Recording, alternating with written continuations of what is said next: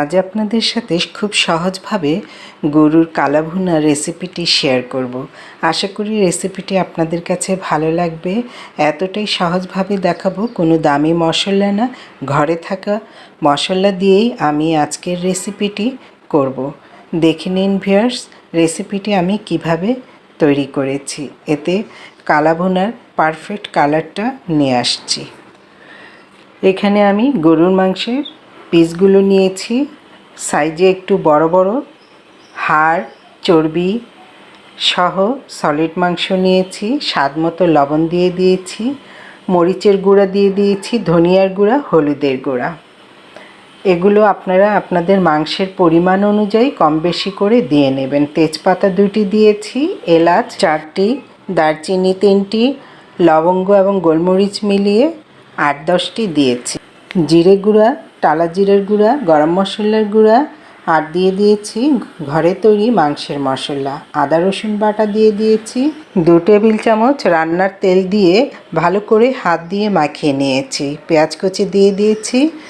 ঢেকে রেখে দিলাম, 1 ঘন্টা ম্যারিনেট করে রাখবো। এরপর যে হাঁড়িতে আমি রান্না করব সেটিতে দিয়ে দিলাম। বাটিটা ধুয়ে সামান্য পরিমাণে পানি দিয়ে চুলায় বসিয়ে দিলাম। যেভাবে আমরা সব সময় মাংস রান্না করি ঠিক এইভাবেই বসিয়ে দিয়েছি। দেখুন বলক চলে এসেছে। এইভাবেই আমি মাংসটাকে সেদ্ধ করব আর কষিয়ে নেব। আপনারা মনে রাখবেন, মাংসের পিসগুলো বড় না হলে কালাভুনার রেসিপিটা ভালো হয় না। দেখুন আমার পিসগুলো অনেকটাই বড় বড় ছিল, এগুলো এখন ফুলে অনেক বড় হয়ে এসেছে। এইভাবে আমি মাংসটা মিডিয়াম আঁচে রেখে দেখুন কষিয়ে নিয়েছি। খুব ভালো কষিয়ে নিয়েছি এবং নরমও হয়েছে মাংসটা। এবার এটি নামিয়ে পাশে রেখে দিলাম। একটি প্যান বসিয়ে দিয়েছি, পর্যাপ্ত তেল দিয়ে পেঁয়াজ বেরেস্তা করে রেখে দিলাম। আর কিছুটা পেঁয়াজ বেরেস্তায় আমি মাংসটা দিয়ে দিলাম।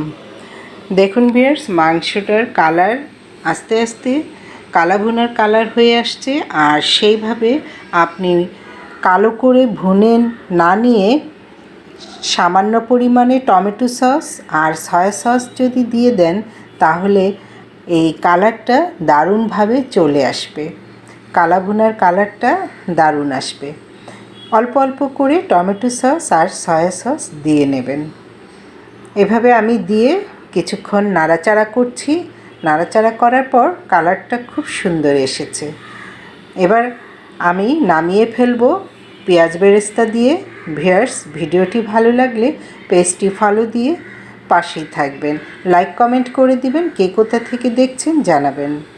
ইউটিউব চ্যানেল থেকে যারা দেখছেন তারা চ্যানেলটি সাবস্ক্রাইব করে পাশে থাকা বেল আইকনটি প্রেস করে দিবেন। এভাবে আপনি খাসির মাংস দিয়েও তৈরি করে নিতে পারেন। এবার একটি ডিশে সার্ভ করে নিচ্ছি ভিউয়ার্স। দেখুন কত সুন্দর কালার এসেছে। আপনারাও এইভাবে বাসায় ট্রাই করবেন। আশা করি পারফেক্টভাবেই তৈরি করতে পারবেন আমার রেসিপিটি ফলো করে যদি তৈরি করেন। রুটি, পরোটা, লুচি, নানের সঙ্গে খেতে কিন্তু অসম্ভব মজার। পোলাও ভাতের সাথে তো কথাই নেই। তো ভিউয়ার্স, আজ এই পর্যন্তই। আবার দেখা হবে নতুন রেসিপিতে। ভালো থাকুন, সুস্থ থাকুন। আসসালামু আলাইকুম, আল্লাহ হাফেজ।